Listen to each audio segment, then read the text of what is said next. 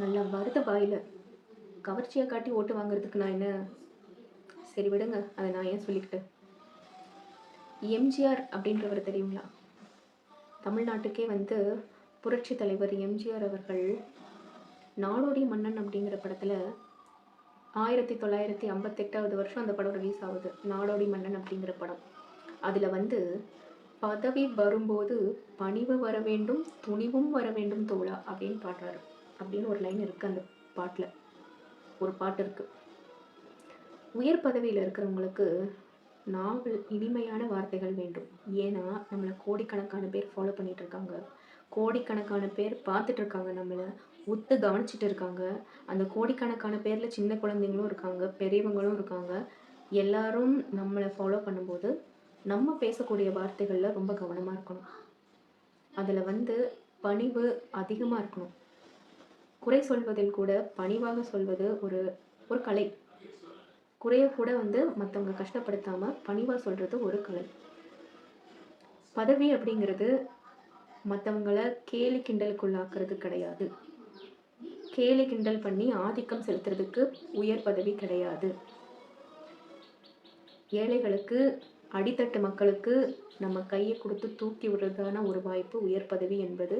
அவங்களுக்கு கை கொடுக்கறதுக்கான ஒரு வாய்ப்பு. மற்றவங்கள கேலி கிண்டல் பண்ணுறதுக்கும் ஆதிக்கத்தை காமிக்கிறதுக்கான வாய்ப்பு கிடையாது. உயர் பதவி என்பது ஆதிக்கத்தை காண்பிக்கிறதுக்கான ஒரு வாய்ப்பு கிடையாது. ரொம்ப கவனமாக இருக்கணும் வார்த்தைகளில். சின்ன குழந்தைங்கள்லாம் பார்த்துட்டு இருக்காங்க. அதே மாதிரி பதவியோடு துணிவும் வர வேண்டும். துணிவு எதுக்கு தெரியுமா? நெறி தவறாமை. கோடி ரூபாய் கொடுத்தாலும் நான் இந்த வேலையை செய்ய மாட்டேன்னு சொல்லக்கூடிய தைரியம் வேணும் உயர் பதவியில் இருக்கக்கூடியவங்களுக்கு.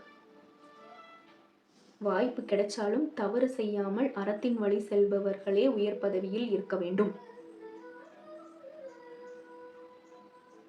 நான் வந்து இதை செய்ய மாட்டேன் அப்படின்னு தைரியமா சொல்லக்கூடியவர்கள் மட்டுமே உயர் பதவிக்கு தகுதியானவர்கள்.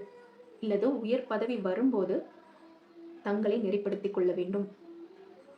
எதை செய்ய வேண்டும், எதை செய்யக்கூடாது, எதை பேச வேண்டும், எதை பேசக்கூடாது என்ப தெளிவு தேவை.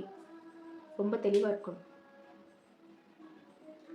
லாஸ்ட் தான் வந்து ரொம்ப இம்பார்ட்டண்ட்டான ஒரு பாயிண்ட் என்னன்னா கடமை ஆற்றுதல். கடமை ஆற்றுதல் அப்படின்னா சோதனைகள், தடைகள் எது வந்தாலும் அது வந்து துணிவோட ஃபேஸ் பண்ணி, எந்த சோதனையையும் துணிவோட ஃபேஸ் பண்ணி மக்கள் நலன் மட்டுமே முதன்மையாக செயல்பட வேண்டும். மக்கள் நலன் மட்டுமே என்று முதன்மையாக செயல்பட வேண்டும். அதுதான் வந்து துணிவு வர வேண்டும் என்பதற்கான அர்த்தம். பணிவை ஒட்டி ஆன்மீகம் கூட வந்து என்ன சொல்றாங்க அப்படின்னா, ஏழைகளுக்கு சேவை செய்தல், ஆதிக்கத்தை காட்டாமல், ஆடம்பரத்தை காட்டாமல், திமிரை காட்டாமல், ஆணவத்தை காட்டாமல், அகந்தையை காட்டாமல் ஏழைகளுக்கு சேவை செய்தல் மட்டுமே இறைவனிடம் கொண்டு போய் சேர்க்கும் என்று ஆன்மீகவாதிகளும் சொல்கிறார்கள். திருக்குறள் கூட ஒரு அழகான ஒரு விஷயம் சொல்லுது. பணிவுதான் மனிதனுக்கு அழகான அணிகலன் என்று. பிளாக் அண்ட் ஒயிட்டோ இல்லை வந்து ஒயிட் அண்ட் காக்கியோ வந்து அழகு இல்லை. பணிவாக பேசுறது தான் ரொம்ப அழகான ஒரு விஷயம். பணிவாக நடந்துக்கிறது தான் ஒரு அழகான விஷயம். பணிவோடு துணிவும் கொண்டு செயல்படுவோம். நன்றி நண்பர்கள்.